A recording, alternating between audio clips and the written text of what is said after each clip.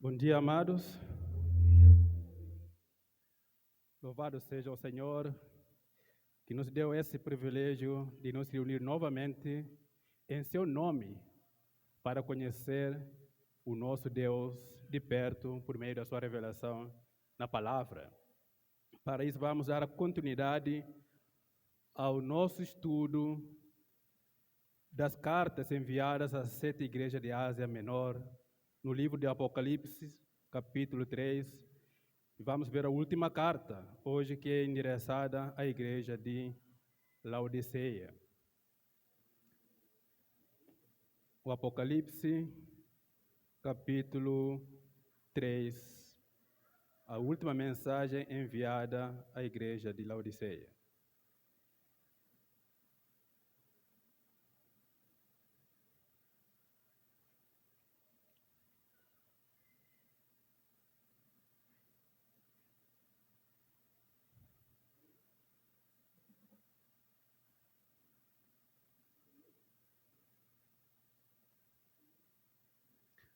Ao anjo da igreja de Laodiceia, escreva: estas são as palavras do Amém, a testemunha fiel e verdadeira, o soberano da criação de Deus.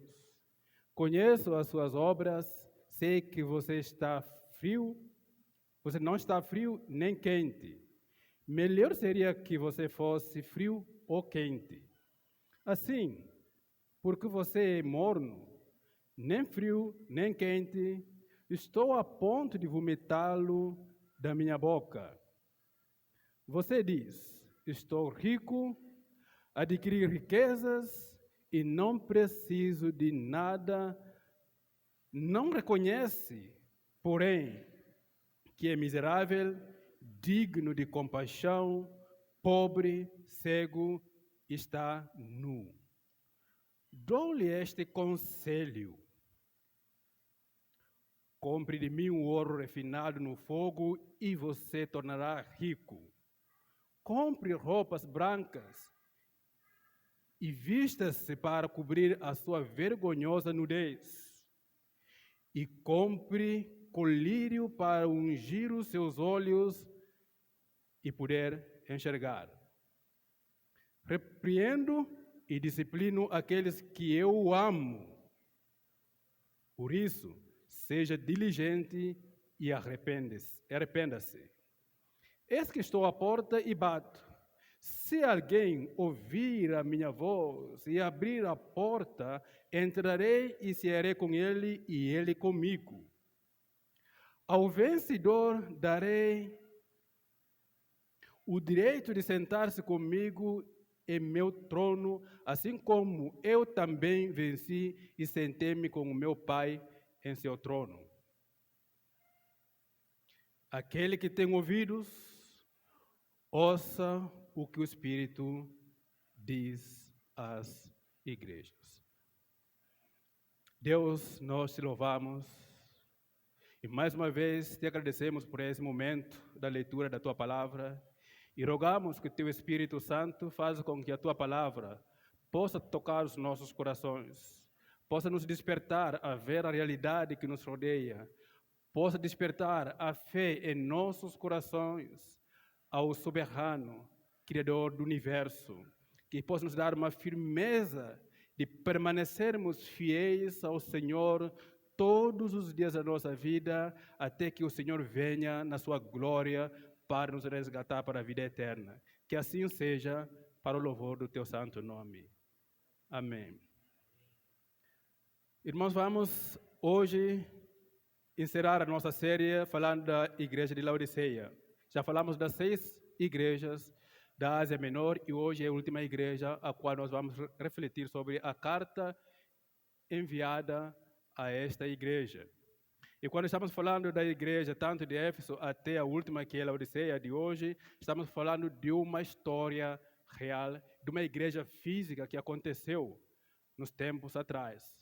Havia na cidade de Laodiceia uma igreja, assim como hoje tem uma igreja na cidade de Andradas, chamada Igreja Evangélica em Andradas. Nesse tempo havia uma igreja reunida como a nossa hoje para ouvir a palavra de Deus naquela cidade.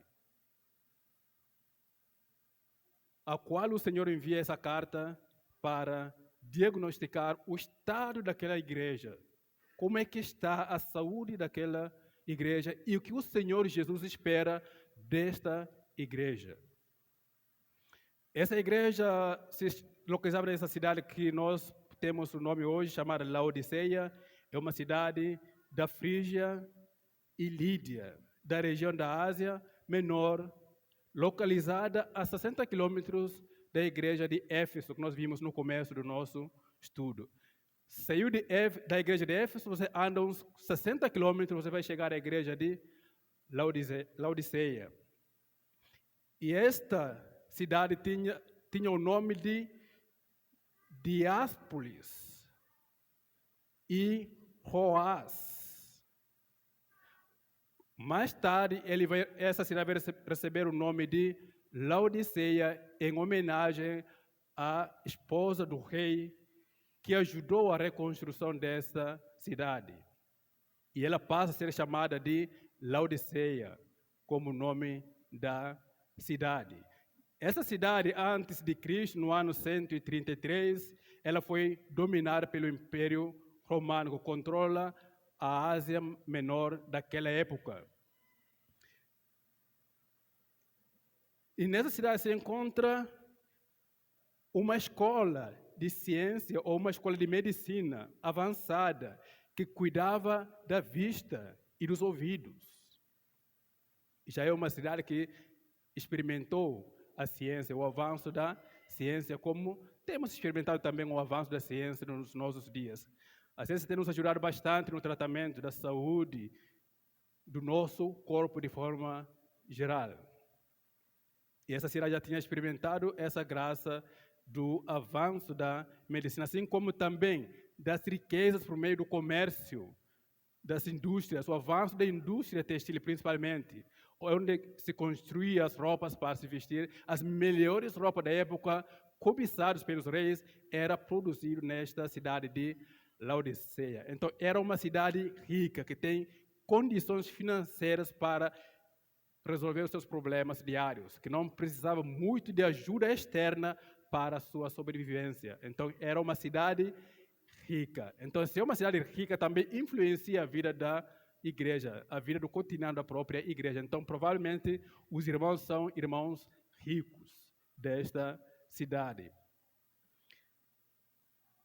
E no ano 60 depois de Cristo, a história conta que essa cidade sofreu um terremoto que destruiu a cidade e que precisou ser reconstruída. E nesse tempo da reconstrução, no século 17, a cidade recebeu ajuda do imperador para a sua reconstrução, ajuda do governo para ser reconstruída. E aceitou de bom agrado a ajuda externa para a sua reconstrução. E também a história nos conta que anos depois, no ano 60 depois de Cristo, sofreu novamente um outro terremoto que destruiu a cidade, e neste ano a igreja a cidade já era rica e recusou receber a ajuda do governador. Falou: olha, nós temos condições de nos reconstruir, nós não precisamos da ajuda de ninguém, somos suficientes, abastecidos, somos capazes. Esqueça da sua ajuda, nós não queremos ajuda externa, porque somos ricos, somos abastecidos, temos tudo que nós precisamos, então a ajuda não nos convém. E recusaram a ajuda do rei. Isso é mais ou menos um contexto que envolve a cidade de Laodiceia. Que também essa prática, essa conduta, a vida dessa sociedade, querendo ou não, bate a porta da igreja na cidade. Assim como a cultura, a crença do povo aqui em Andradas, também bate a porta da igreja de Cristo aqui, para nos influenciar a viver como eles vivem. E isso que nós vamos analisar ao longo do nosso estudo nesta carta aos irmãos de Laodiceia. Voltando agora para a igreja em si, que localiza na Laodiceia, que cidade hoje é conhecida como a Turquia. Alguém já deve ter ouvido falar da Turquia. Ouviram? Vocês conhecem alguma igreja atualmente nessa cidade, nessa localidade? Igreja cristã? Não.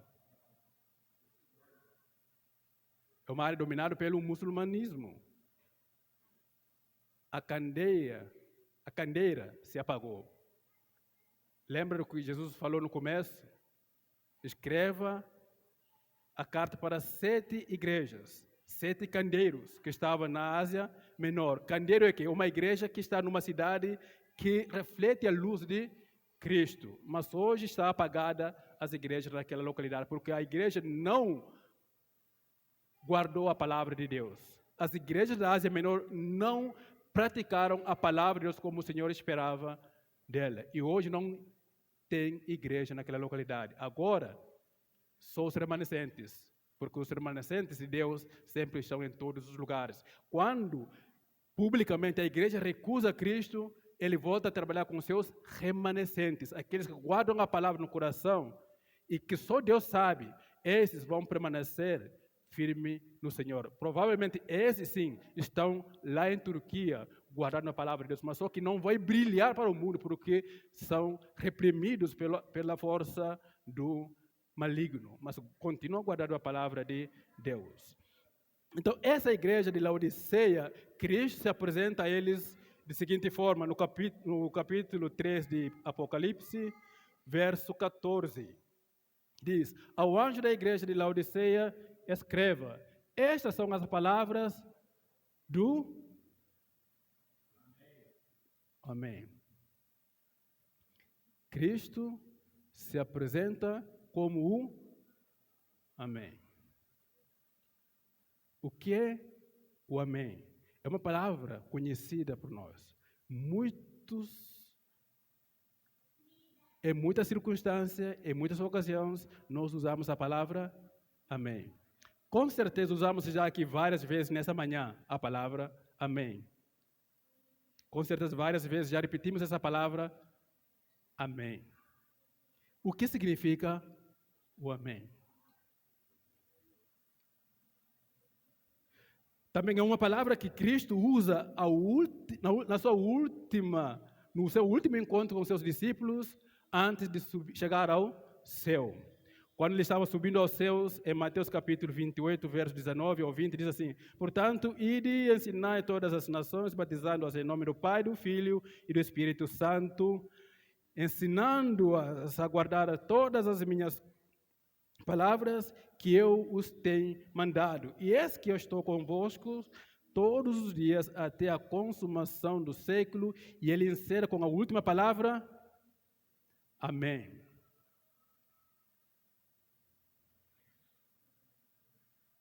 O Amém podemos olhar em 2 âmbitos. Uma, como confirmação de uma verdade. E o outro é como um título de propriedade. A primeira, como confirmação, nós usamos para confirmar e reafirmar de que aquilo que está sendo falado ou sendo feito é verdadeiro, é certo, e conclamamos ao Pai que é verdadeiro para atender aquela demanda que está sendo tratada. Então, quando nós oramos e encerramos com Amém, nós estamos dizendo que nós concordamos com o que está sendo falado.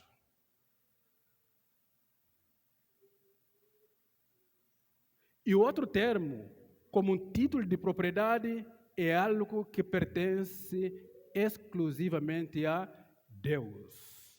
O Deus da verdade. Ele é verdadeiro, ele é digno de confiança, digno de nossa fé. Então, o único que possui o título Amém é o próprio Deus, é Cristo, porque ele é Deus de verdade, Deus verdadeiro, assim como Isaías o descreve no capítulo 65, o verso 16. Isaías 65, verso 16, diz assim: diz, todos que pedem uma bênção ou fazem um juramento, o faça pelo Deus da verdade. A palavra hebraica traduzida é o Amém. o Deus da verdade. Aquele que pede ou aquele que jura deve jurar no Deus da verdade.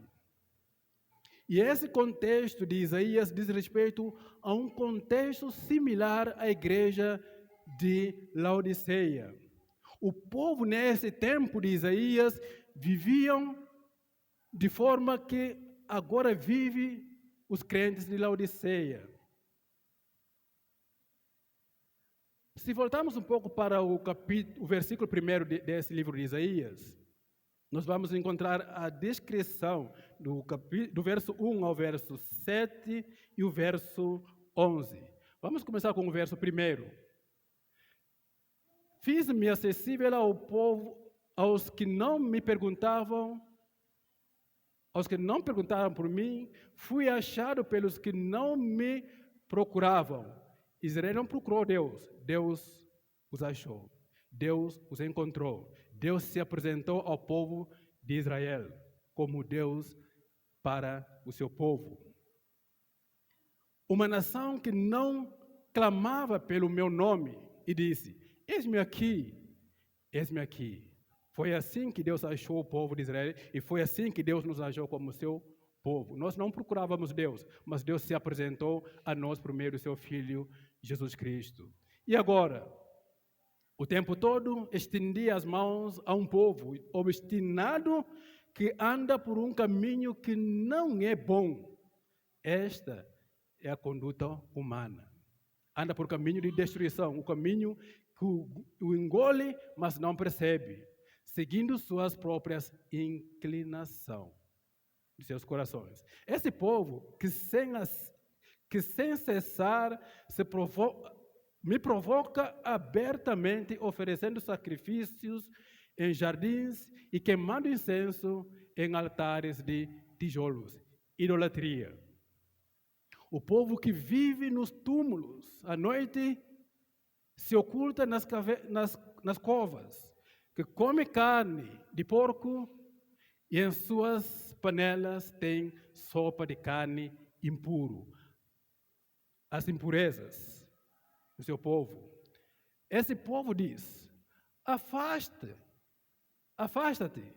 não te aproxime de mim, pois eu sou santo. A hipocrisia, a falsidade. Vive no pecado, ignora Deus, ainda assim afirma que Ele é santo. A igreja de Cristo em Laodiceia vive desobedecendo a palavra de Deus, não segue os ensinamentos da palavra, não coloca na prática o evangelho de Cristo, mas ainda afirma ser a igreja de Cristo. Uma igreja morna. Essa gente é fumaça no meu nariz. Incomoda a Deus. Assim como Cristo está a ponto de vomitar a igreja de Laodiceia, porque essa prática não agrada a Deus. É abominável aos olhos de Deus, é como formiga nas narinas de Deus, o fogo que queima o tempo todo nas narinas de Deus. Veja, porém, escrito está diante de mim: não ficarei calado, mas lhes darei plena e total retribuição. Deus é justo, Deus julga atos de cada um na terra. Deus não deixará nenhum pecado sem punição. É pela razão pela qual Ele pune Cristo, para que Ele não venha a punir aqueles a quem Ele ama. Porque aqueles que foram salvos, que não vão experimentar o juízo de Deus, que não vão ser punidos por Deus, é porque eles já foram punidos em Cristo. Estavam em Cristo e Cristo foi punido por Deus e agora eles foram perdoados dos seus pecados. É por isso que nós devemos reconhecer a soberania de Cristo, a graça de Cristo, o amor de Cristo e se arrepender em Cristo e abraçar o seu amor para conosco. Tanto por seus pecados como pelos pecados dos seus antepassados, diz o Senhor, uma vez que eles queimaram incenso nos montes e me desafiaram nas colinas, eu os farei pagar pelos seus feitos. O verso 11. Mas vocês que abandonam o Senhor, mas ainda assim diz que são santos, e esquecem o meu santo nome, esquecem da santidade de Deus, que põem a mesa para os deuses sorte e se lança a sorte da vida, que a sorte me leve. Isto é muito perigoso. É uma coisa que nós ouvimos muito na nossa sociedade. Que a sorte me leve. Nós vivemos pela sorte. Se acontecer o bem, tudo bem. Se acontecer o mal, lamentamos. Mas a vida não é guiada pela sorte. A nossa vida é guiada por Deus. E enchem taças de vinho ao Deus destino, que o destino me leve. Em suma, nós podemos resumir essa prática como aqueles que abandonam o Senhor, se lançam a iniquidade, se lançam a idolatria, e segue seus próprios corações inclinados ao pecado e ainda afirma que são santos, que ainda afirma que pertencem a Deus, que são o povo de Deus, que segue ao Deus verdadeiro. Isto é falsidade aos olhos de Deus. Esta é a prática tal igual ao que nós podemos caracterizar a igreja de Laodiceia. Isso é o meio termo de uma vida cristã. É como se nós dizemos que nós somos santos, pertencemos a Deus, mas nós não chegamos a ser santos, como Deus quer. Parece que estamos no meio termo, saindo do pecado, saindo da iniquidade, da impureza para uma vida santa, mas não chegamos a ser santos porque nós não queremos nos aplicar, se dedicar à santidade de Deus. É como quem sai de um estado frio para um estado quente, mas não chega a ser quente, fica entre meio termo, entre o frio e o quente. É por isso que ele chama de morno. A igreja de Laodiceia conhece o estado morno da água porque a cidade recebia a água que vinha de fora, vinha por meio de aquedutos até chegar à cidade quilômetros a quilômetros, influenciada pela temperatura do ambiente, e quando chega à cidade de Laodiceia, chega morna, por causa do sol e da temperatura, não é quente e nem é frio. E quando a pessoa coloca água na boca, na hora, dá ânsia de vomitar, porque não é apropriado para saciar a nossa sede. Então, a igreja de Laodiceia entendia perfeitamente o contexto em que Jesus estava dirigindo a mensagem para ela. Significa que Cristo não vai ter prazer de conviver com a sua igreja neste estado. É melhor que volte ao estado frio ou quente para ser saudável ao paladar do seu Senhor. Porque é uma igreja influenciada pelo contexto e acaba esquecendo da sua identidade com Cristo. Será que a nossa igreja não está sendo influenciada a ter uma vida morna aos olhos de Cristo? Ser influenciada a seguir as práticas da nossa cultura, daquilo que o povo de Andradas vive, daquilo que o povo de Andradas sonha, corre, conquista? Será que a nossa igreja não está sendo influenciada a viver nessa prática? Será que nós somos uma igreja quente, uma igreja fria aos olhos de Cristo? Essa é uma pergunta que nós podemos refletir e pensar em nosso coração e procurar se enquadrar naquilo que o Senhor nos exorta a seguir como seu povo. Então, Cristo se apresenta a eles como o Deus da verdade, que vai julgar atos de cada um com a verdade. E também ele apresenta a igreja de Laodiceia como o Criador, o soberano da criação, nesse mesmo verso 14 de Apocalipse. O soberano da criação de Deus. Lembra, a cidade fala que nós somos ricos, temos a ciência, nós podemos cuidar da nossa vida cotidiana. Mas de onde vêm as riquezas? Quem é o dono das riquezas? Quem é o dono da terra? É o Criador. Quem criou todas as coisas. Então, com tudo que nós tenhamos, o que nós necessitamos, ao ponto de pensar que nós não precisamos da ajuda e principalmente de Deus, lembre daquele que criou todas as coisas. Tudo pertence a Deus.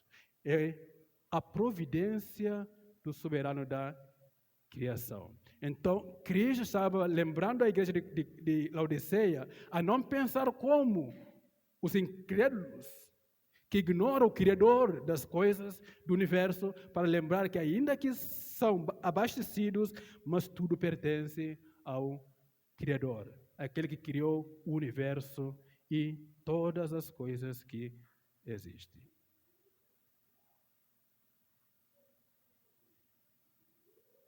Isso nos pode lembrar também dos criacionistas que dizem que o universo surgiu do nada.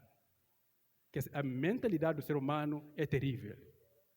Ele acha que o mundo não foi criado por Deus porque o mundo surgiu a partir do nada. Jovens, prestem atenção nessa verdade, porque vão deparar com essas matérias na escola, tentando afirmar que Deus não existe e que o mundo foi criado a partir do nada. Surgiu a movimentação das pequenas partículas e deu início às coisas. E aí, Deus fica esquecido, ignora a Deus. Mas lembre, aqui Cristo se apresenta como Criador de todas as coisas. Aquele que é verdadeiro, o Amém, aquele que é digno de confiança, afirma ser o Criador de todas as coisas. Se puder crer, creia em Cristo. Agora pense comigo como Jesus se sentiria quando a humanidade se intromete a ignorá-lo como o Senhor da criação, sabendo que nós, como seres humanos, zelamos pelas coisas que nós labutamos, lutamos, suamos para alcançar, para ter, ao ponto de proteger os intrusos que querem banalizar a nossa conquista, dizendo, olha, você tem ideia do quanto trabalhei, do quanto suei para alcançar isso? Você tem ideia de quanto lutei, trabalhei na vida para construir o que hoje tenho? Se somos assim tão zelosos pelas nossas conquistas, pelo nosso trabalho, pelo nosso suor, agora imagine o Criador de todas as coisas. Ele vai deixar tudo para ser banalizado? Claro que não. Ele zela pela sua criação. A razão pela qual ele morreu na cruz para resgatar a sua criação. Não ignore a soberania do Senhor, não ignore o senhorio de Jesus Cristo, pelo contrário, tema, arrependa e se dobre diante do soberano, o Criador de todas as coisas, o Rei dos Reis, o Senhor dos Senhores. Este Senhor diagnosticou a igreja de Laodiceia da seguinte forma: conheço as suas obras. O verso 5. Sei que você não é frio e nem quente. Melhor seria que fosse frio ou quente. Assim, porque você é morno, nem frio, nem quente. Estou a ponto de vomitá-lo da minha boca. Você disse, estou rico, adquiri riquezas e não preciso de nada. Não reconhece, porém, que é miserável, digno de compaixão, pobre, cego e está nu. Este é o diagnóstico de Cristo à igreja de Laodiceia. E qual é o diagnóstico de Cristo para conosco, para a nossa igreja evangélica em Andradas, para a minha vida e para a sua vida? Qual é o diagnóstico de Cristo a nosso respeito? Aos irmãos de Laodiceia foram diagnosticados como morna, uma igreja meio termo, um estado que não é permanente, que vai ser destruída.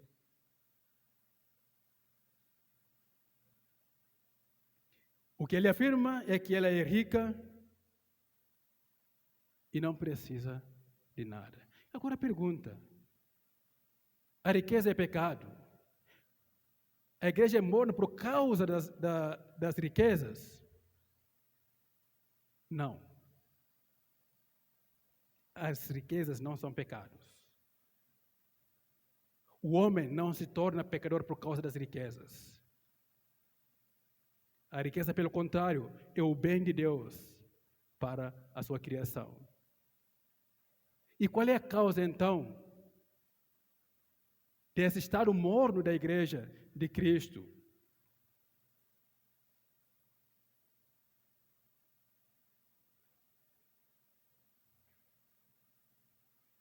A causa é o nosso coração. É o amor que move o nosso coração. É a inclinação do nosso coração. As riquezas, ciências, medicinas, elas não são causa dos nossos pecados, do nosso abandono a Cristo. São apenas um espelho para espelhar o estado do nosso coração. Onde está inclinado o nosso coração? O nosso coração está inclinado a afastar de Deus, a abandonar Deus, a ignorar Deus, a estar o mais longe possível de Deus. Se encontrar alguma forma de não se aproximar de Deus, é o melhor para o coração do homem inclinado ao pecado. Essa é a nossa inclinação. Este é o problema real do ser humano.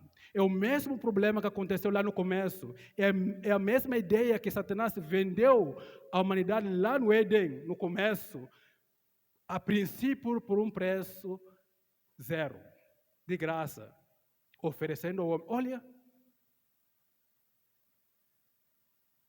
se comer desse fruto da vida, da árvore, se torna sábio independente de Deus. Então, a motivação do homem comer a fruta não é fruta em si, mas é o desejo de se livrar de Deus, de ficar longe de Deus, não depender de Deus. Este é o pecado que agora domina a humanidade até hoje. O nosso desejo natural atente para isso. É ficar distante de Deus o máximo possível. Esta é a inclinação natural do nosso coração. Miserável, que depende da graça de Deus, o favor de Deus para ser resgatado. Do contrário, a nossa inclinação é sempre ficar longe de Deus. Mesmo convertendo a Cristo, a nossa natureza pecaminosa é sempre ficar longe de Deus o possível. É a mesma prática que o povo de Deus vivia. Fala que é o povo de Deus, mas vivia na prática longe da vontade de Deus. Seguia a inclinação de seus próprios corações, distante de Deus. Nega Deus na sua vida prática. Não pratica a palavra de Deus. Não coloca em prática os ensinamentos de Cristo. Porque aproximar de Deus não é para conversão, e sim apenas encontrar uma forma de viver a sua vida saudável, uma vida protegida, livre do mal. Apenas ser livre do mal, mas continuar na sua prática pecaminosa aos olhos de Deus. Essa é a inclinação do nosso coração. E essa inclinação do nosso coração, quem conhece plenamente é Cristo. Até nós mesmos, nós não somos capazes de conhecer a natureza real do nosso coração.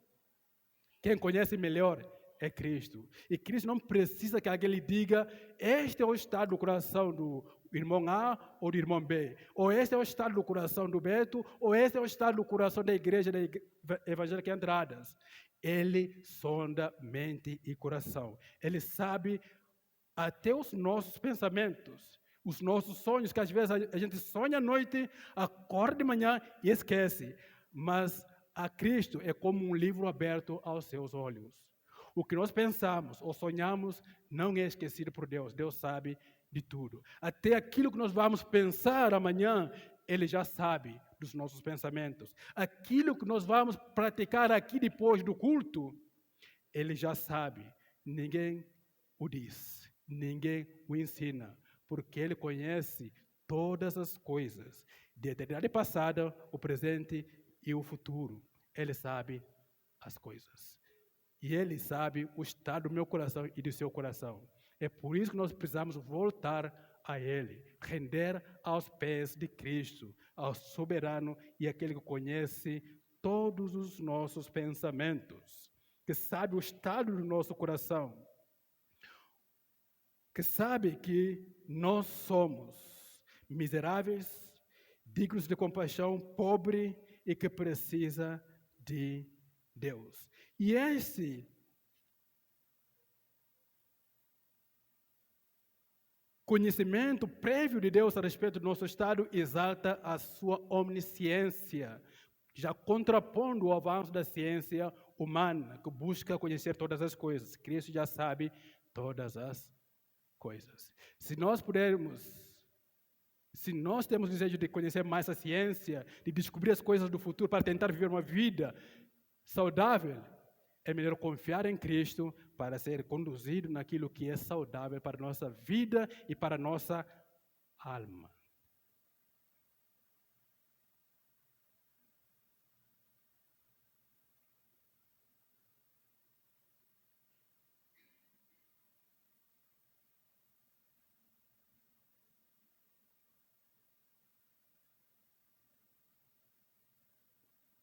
O Senhor dá um conselho à igreja de Laodiceia.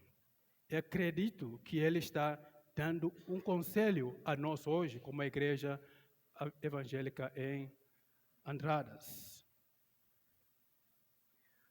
O conselho do Senhor à igreja de Laodiceia, que nós lemos, está no verso 18. Dou-lhe esse conselho, que de mim compre o ouro refinado e você tornará rico. Compre roupas brancas e vista-se para cobrir a sua vergonhosa nudez. Compre colírio para ungir os seus olhos para poder enxergar. Novamente vamos ver aqui, Cristo não é contra as riquezas, entenda isto. Cristo não é contra o avanço da ciência, entenda isso. Cristo não é contra a medicina, entenda isso.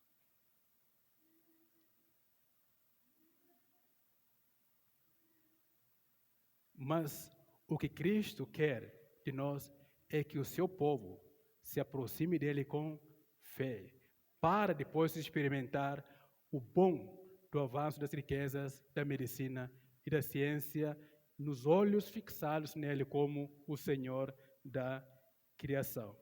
Então, as riquezas como a ciência, como o avanço da ciência, não é pecado aos olhos de Deus. Pelo que hoje nós temos cientistas cristãos que creem em Deus, que encontram na ciência a graça de Deus, o favor de Deus, assim como os incrédulos que encontram uma forma para não depender de Deus.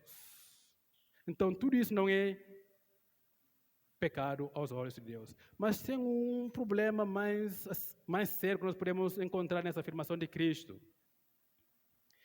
Ele aconselhou a igreja de Laodiceia a comprar colírios dele para ungir os olhos, para passar a enxergar.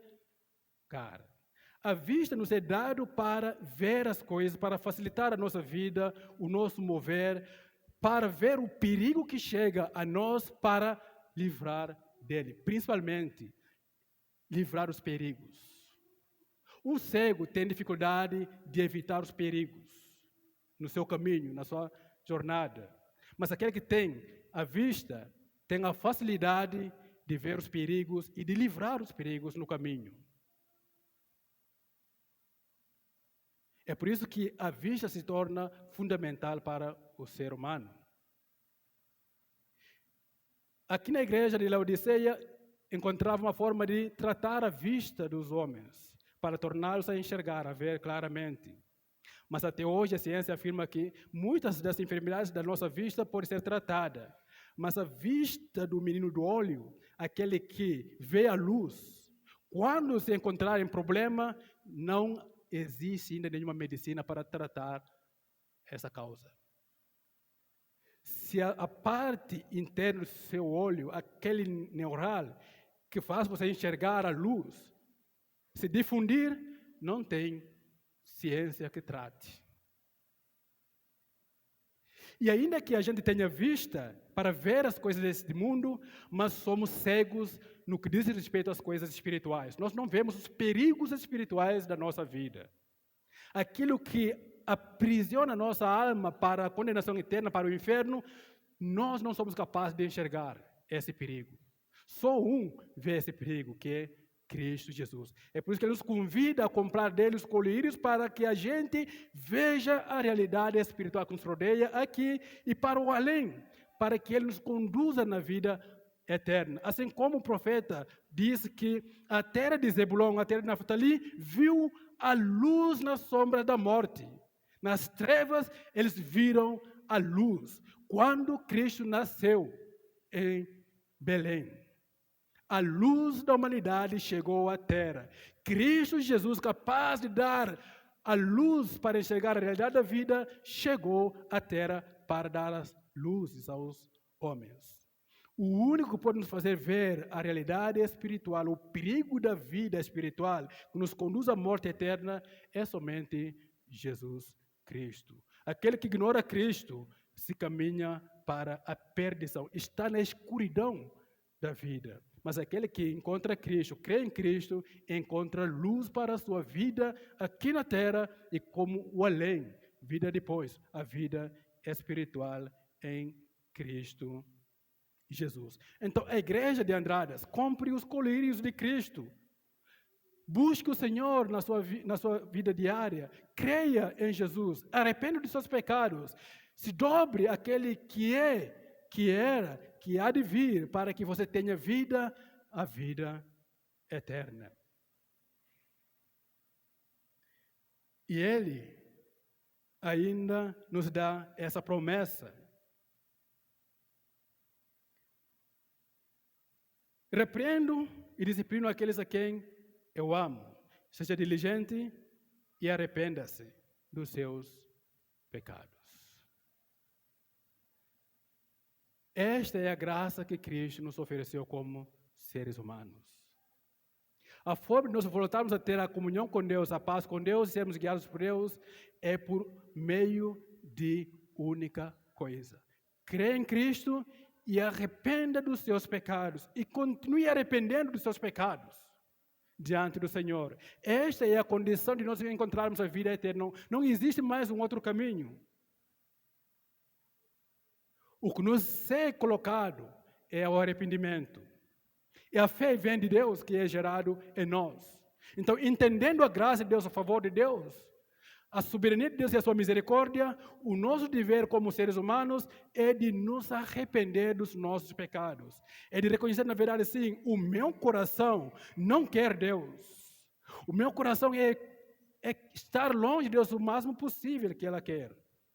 Mas eu me arrependo dessa incredulidade, dessa ignorância, desse pecado e me rendo ao Senhor Jesus para purificar os meus pecados e me resgatar para a vida eterna.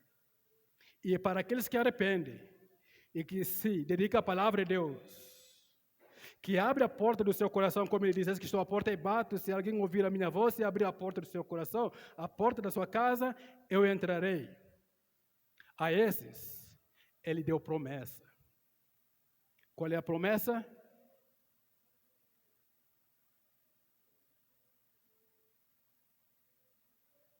Eles comerão comigo. Eles beberão comigo. Nós temos um memorial hoje aqui na nossa frente que vai nos lembrar dessa promessa de Cristo. Naquele dia, voltaremos a sentar na mesa com o Senhor, comeremos do pão do Senhor e beberemos do vinho do Senhor, no seu reino. A mesma promessa que Deus fala no Isaías capítulo 65, quando ele destaca, quando ele diagnostica o pecado do povo de Israel, no final desse capítulo 65, ele vai dar essa promessa, no verso 13 ao verso 14. Os meus servos comerão comigo. Vocês, incrédulos que não se arrependem, passarão fome. Os meus servos, os que creem em mim, os que abrem a porta de seu coração para comigo, eles beberão comigo. Vocês, que incrédulos que não se arrependem dos seus pecados para confiar em Cristo, passarão sede. Os meus servos, os que arrependem, os que entregam seu coração a mim, terão alegria eterna, mas os incrédulos passarão a vergonha eterna, a nudez eterna, o sofrimento eterno. Os meus servos, os que abrem a porta do seu coração para mim, e ao entrar, terão alegria no coração. Mas os incrédulos que não se arrependem para se dobrar a Cristo, lamentarão com angústia no coração, uivarão, clamarão, chorarão, quebrantados, mas não haverá mais oportunidade, não haverá mais a salvação. Porque depois da morte não há salvação, não há arrependimento. O arrependimento é aqui e agora. Para ter a graça de Deus, para comer com Cristo na sua mesa, para ter alegria eterna e cear com Cristo. Essa é a promessa dada à igreja de Laodiceia, dada a nós também hoje. Ao vencedor darei o direito de sentar-se comigo no meu trono, assim como também eu venci e sentei-me com o meu Pai em seu trono. Mais uma promessa de se assentar ao lado de Cristo. Mas quem? Os vencedores. Os perseverantes na graça de Deus. Os que abraçam a fé e perseveram na graça de Deus se sentarão com Cristo no seu trono. E ainda mais uma outra promessa: aquele que tem ouvido, ouça o que o Espírito diz às igrejas. Se você tem ouvidos para ouvir a palavra de Deus, não ignore. Ouça o Espírito de Deus. Ouça o que o Espírito diz pela palavra. Porque o homem, aquele que é digno da verdade, ele é testemunha fiel. Como ele diz, aqueles que se envergonham de mim aqui na terra, eu também terei vergonha deles diante do meu Pai. Porque Cristo vai ter vergonha de dizer a Deus: olha, estes são meus discípulos. Se esses discípulos não se arrependerem dos seus pecados e se converter a Cristo, se tem a vergonha de viver o cristianismo, de viver como filhos de Deus aqui na terra, fica sabendo de que aquele que é testemunha fiel, que vê tudo e que sabe tudo, também terá vergonha de nós diante do seu Pai, de dizer: olha, esta é a minha igreja, que vivia em Andradas e que foi fiel. Isso ele seria falso. Mas se a nossa igreja se reconhecer que nós somos inclinados ao pecado, e que é miserável de coração e que precisa da graça de Deus e se arrepende dos seus pecados e confessa seus pecados a Cristo, ser verdadeiro a Cristo, ele como verdadeiro também será verdadeiro ao seu Pai, dizendo: olha, esta é a minha igreja que estava em Andradas, que enfrenta o pecado todos os dias e que falharam sim em sua jornada um momento como outro, mas no entanto eles se arrependeram dos seus pecados, creram em mim, confessaram a mim, viram a mim, clamaram a mim, e és o meu sacrifício para perdão dos seus pecados. Assim seremos salvos aos olhos de Cristo. Amém?